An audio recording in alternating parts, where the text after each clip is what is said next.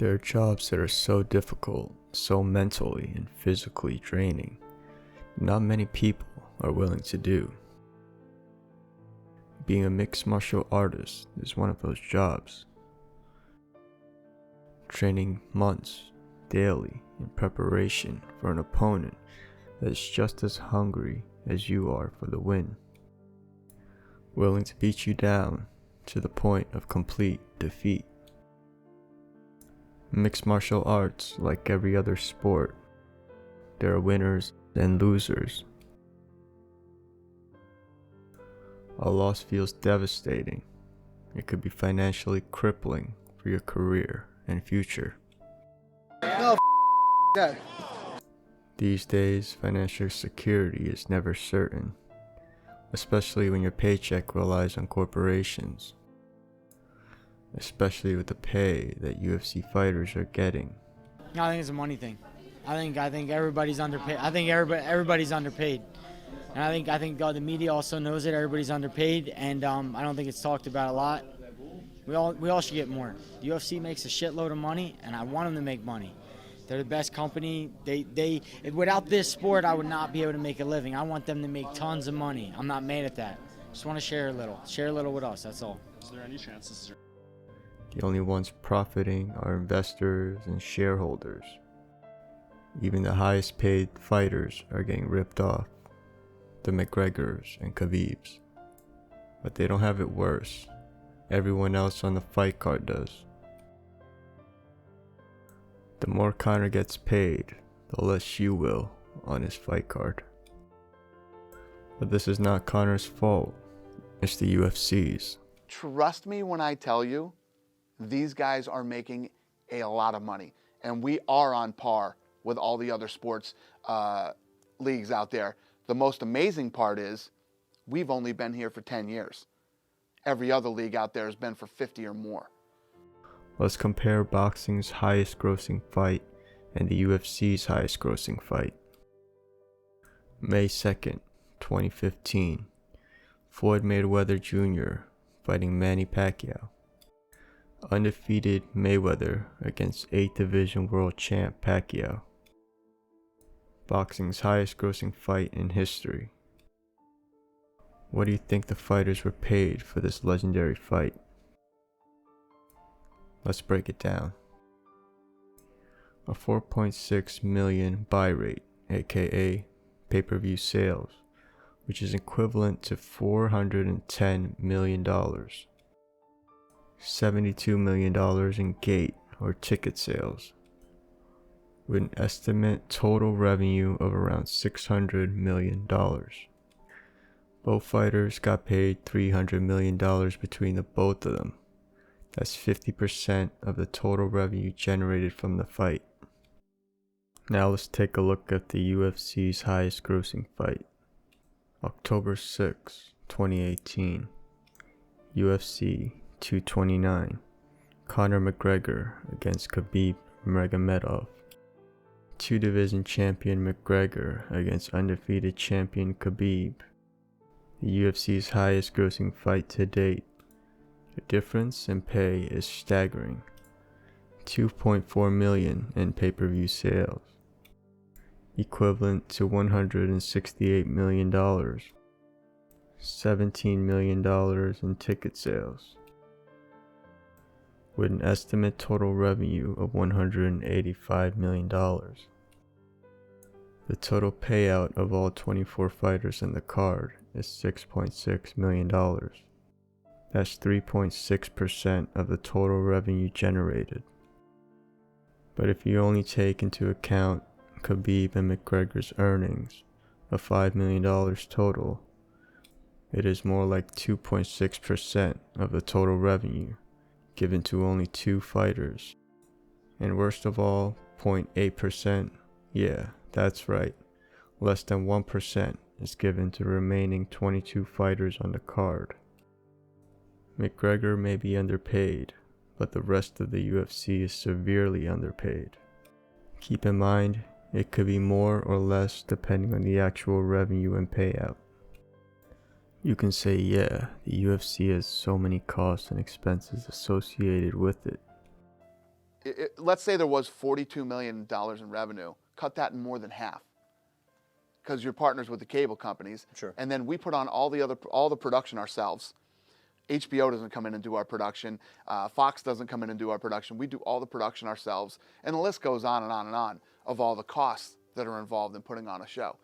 And the number, I guarantee you, was far from $42 million. How is it possible that HBO and Showtime can dish out 50% of their total revenue for two boxers, and the UFC can only dish out 4% of their total revenue for 24 fighters? You have to understand, UFC fighters get paid nothing. Nothing. Boxers get paid lots of money. Manny Pacquiao will get over $20 million for this fight. UFC fighters, all of them, can go 6 months without all of them making anything like $20 million. It's a different model.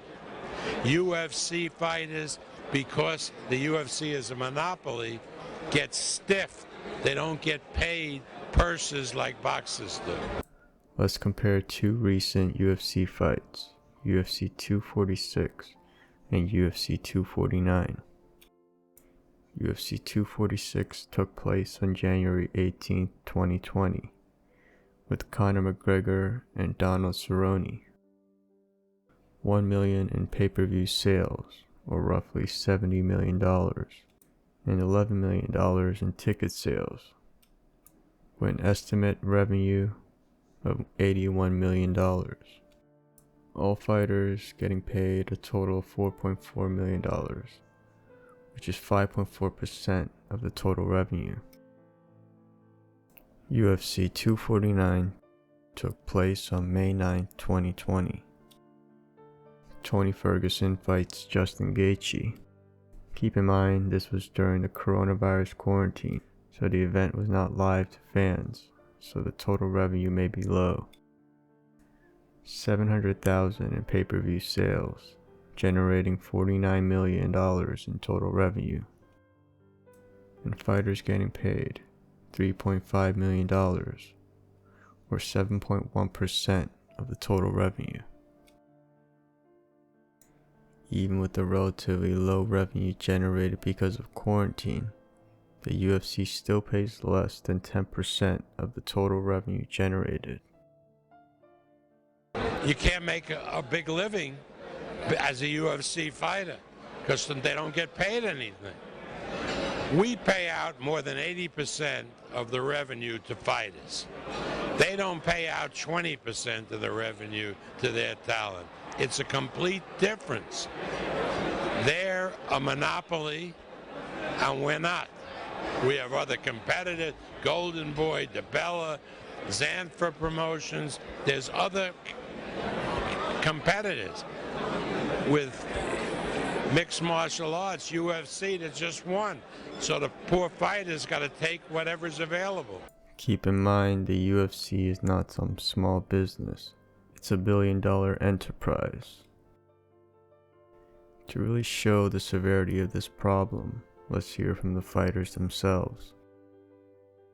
Former UFC fighter Michael Venom Page.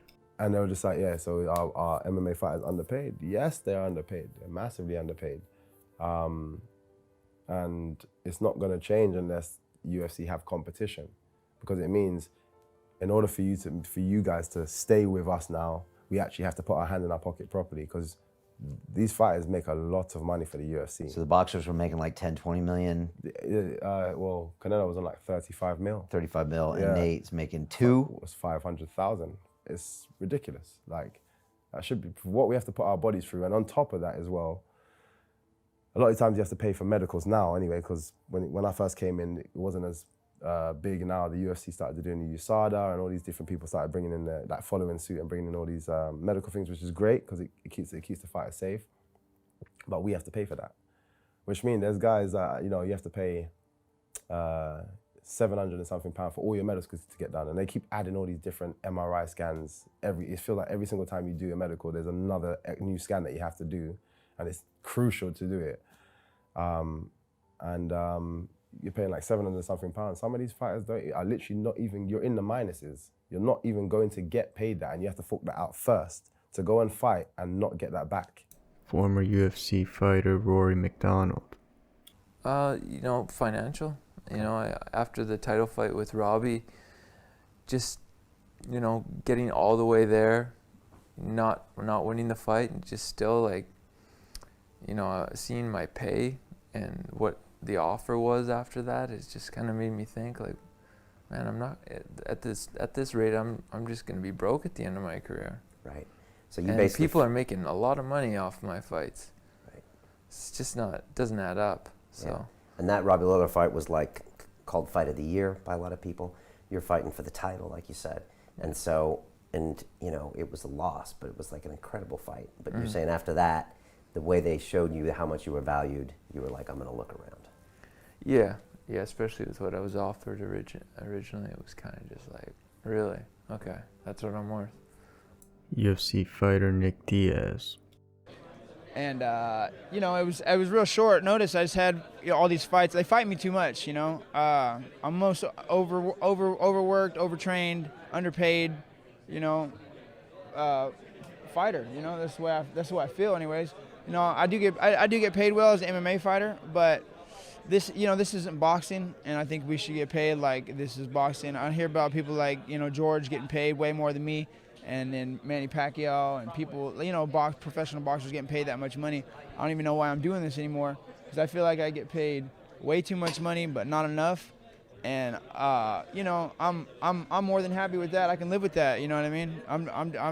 I live in Stockton. I don't need much, and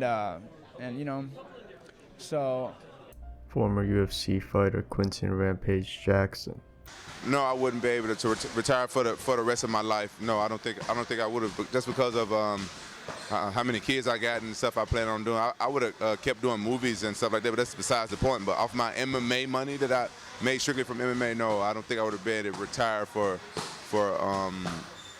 the rest of my life after taxes and all that stuff that factors in.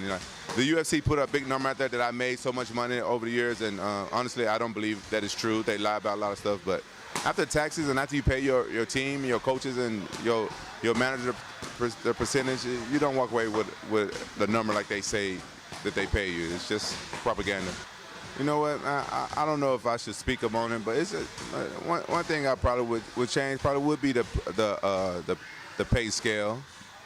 Why is this so important? Fighters are literally putting their lives on the line, risking future trauma and health problems, and they're not getting paid a fair wage.